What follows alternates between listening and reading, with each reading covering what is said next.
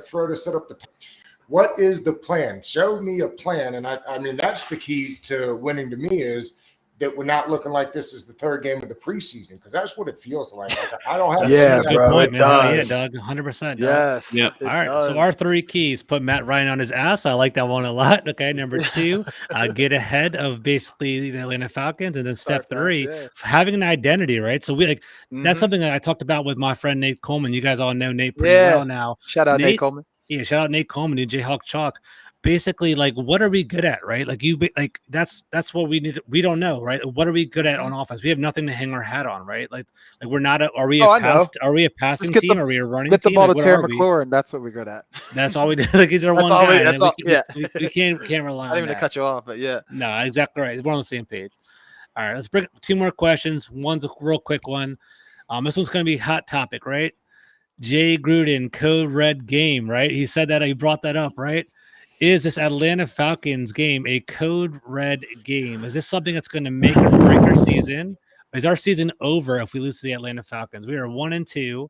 We'd be 1-3. We'd have the Saints right afterwards, and the Green Bay Packers, and I believe the Broncos right after, and Chiefs. We got a rough little stretch coming. We've got after this. We've got the Saints, the Chiefs, the Packers, the Broncos, and Tampa Bay. I mean, Tom Brady's not that good, right? Tom Brady's okay, right? He's not bad. He gets confused on 3rd and 4th downs a lot. That's a central flaw that he has. Tony, this is your question, so you get first, man. Code red game or what? What do you think?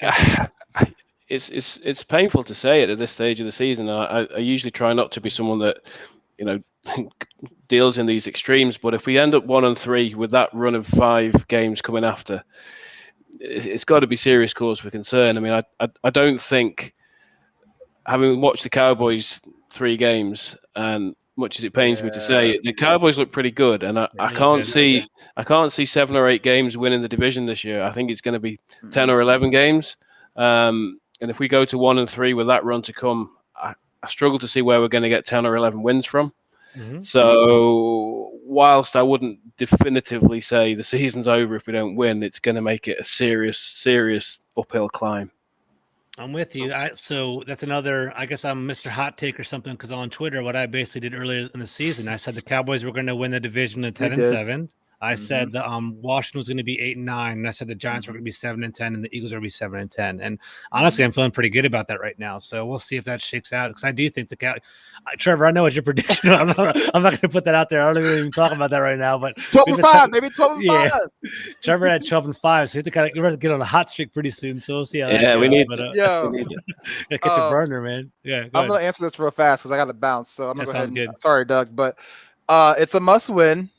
For 2 reasons. Why I think that once we get to December with the division, that's a whole another season for us, because the division, it's anybody's division. But I think if we lose this game Sunday, our season is over for the rest of the NFL league to put them on notice that, hey, we're a football team too. I think that if we lose against Atlanta, there's no hope for Broncos, Chiefs, Tampa Bay, even the Raiders right now. So Raiders looking good. Derek Carr's looking good this year. Yes, but once we get to December to the division, who knows? Dallas could crumble like they always do. Philly's going to be bad. New York's going to be bad. So it might be a 7-win thing again this year for the division. Depends on if Dallas. It's all on Dallas' shoulders, I think. But I mean, it's a must-win Sunday for sure. Code red. It's time that we got to win. Code red. So we got a code red. We got to look crimson, I guess, over there with Tony. All right, see, it's Trevor. I love you guys. All right, cool. Take care, Trevor. Fresh. Always. All right, take care, man. Take care, Doug, what you thinking, man? Code red? Well, I mean, it's important. Code reds in week 4 are tough, but two of the 3 losses are to AFC teams. So, I mean, theoretically, you do have that going for you. There are some wins to be had in here. I think the Saints game is winnable. I think that Carolina, I think, should be winnable. I understand that Denver's undefeated. I mean, I'm sorry. They not played anybody yet. I think that's a winnable game. Yeah. So I don't know. There's a way to get to where I feel like they could still be competitive. So again, I'll say this: leading up to the season on all the pods on Friday, George, you know this. What are your expectations and what makes for a good season? And most people said, it's playoffs or bust, baby. We won the division last year. Now, maybe as my co-host Pooh always says, Ron keeps telling us this year too of a rebuild, but we don't probably listen to him. So it's a code red game as far as if you want to go out and get you 10 wins this year and win the division, you probably do need this game. Getting to 8 wins and really working out and getting some young core pieces experience. So it's kind of where you're willing to what your standard put your parameters at, right? But do this though. This is somebody pointed this out to me the other day. Maybe it was Sal from the Buffalo Bills, but if it was the other way around, if it was Taylor Heineke coming in to Washington as the quarterback for the Falcons, does that make? I mean, is that if you're does that really make you? So no, I mean that's the unfortunate part is in this league, if you don't have a guy quarterback that puts fear into the heart of the other team, I mean that's it because nobody else is really going to do it the same way. So that's the tough spot. I agree with you. I love that like pragmatic, concentrated approach. Like I think it's a very important game. I wouldn't necessarily it's a code red game.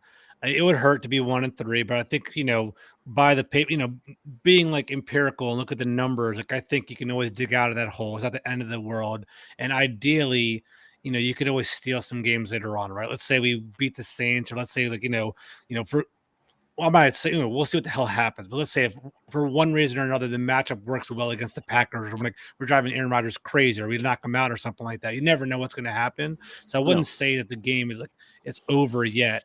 But like if we are trying to be like our credibility is kind of shattered now, right? Like walking into the season, it was like Mike Greenberg was like, oh, you watch out for Washington. They're the dark horse team, and the 49ers this year, and they're kind of going that route.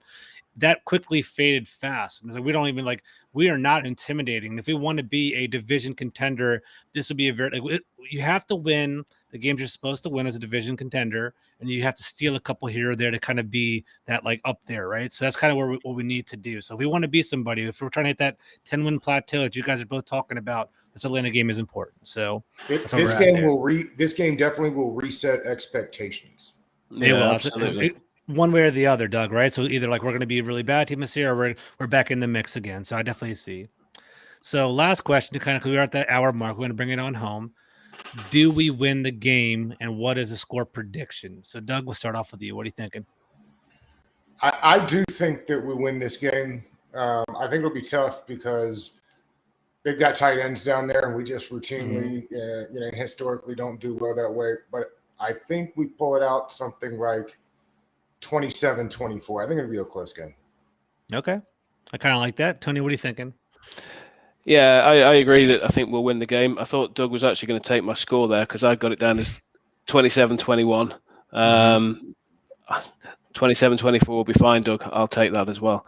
I think that it's a game that we should win because I think we should be able to get a bit more offense going. And I think that the defense has got to be so hyped up for this game. If they're not ready to come out and absolutely kill somebody this week, then it's time for those boys to go home. So I think it's a reaction game.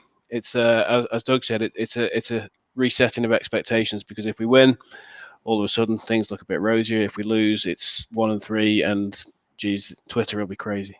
Twitter's going to be a miserable place for a very long time if we start falling to 1-3. I agree with you guys. I do think we're going to win this game, and hopefully we didn't jinx the team. I don't know about the score. You guys are on the right path. I think we're going to score, 2 or 3 touchdowns, 2 or 3 field goals. So let's put that at like 24, I guess, 24-17, something along the lines like that. I think Washington's going to pull out that win. So, guys, it's been a fantastic time talking to you. Doug, good friend of mine that I met, very knowledgeable, had an awesome time on this podcast. Break it down, man. Doug, where can they find your content? What are you up to these days? What's coming out pretty soon for us? Yeah, well, thanks for having me on. This was a blast, and I feel honored because I know you haven't had too many people on this thing. You're my main man, dude. Yeah, there you go. One of the top 5. Thank you, Doug Fresh. Of course, man. So, all over social media, anywhere you get your content, it's at Big Doug Show. Put out 3 shows a week, a recap day, an opposition Wednesday, and a preview Friday.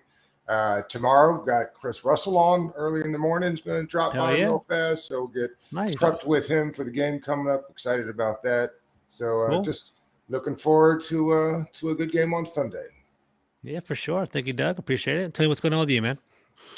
Yeah, you can get me at Tony J Wheat on Twitter. Always trying to comment and give a view here and there. Was too depressed to write anything after the Bills game last week, which is bad, but I should probably have put something down. So I promised to get something out after the Falcons game this week. And I love doing these podcasts, and would love to do more, and just love talking about the team. So hopefully we've got some good news to talk about next week. Exactly right. And guys, I'm going to bring it on home. I'm George Carmi at GCarmi21. I'm the managing editor of FPC Washington, which I write with Tony with. I'm head, we host this podcast as well. You can find all of our content at FPC_WSH for Washington. And guys, we'll have some content up for you this week. And, thank you for listening to us. All right. Have a great night, everyone, and take care. See you guys later.